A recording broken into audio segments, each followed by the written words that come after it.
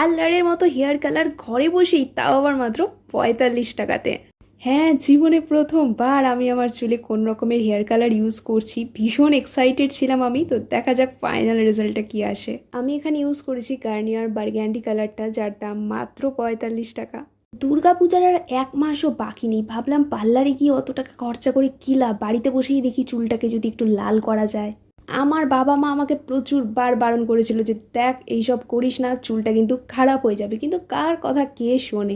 আজ আছে কাল নেই, যদি হঠাৎ করে মারা যাই সারা জীবন আফসোস থেকে যাবে যে ইস, মরার আগে শেষ ইচ্ছেটা আর পূরণ হলো না। তোমাদের সাথে গল্প করতে করতে আমার এই সম্পূর্ণ চুলে কালারটা ভালো করে অ্যাপ্লাই করা হয়ে গেছে।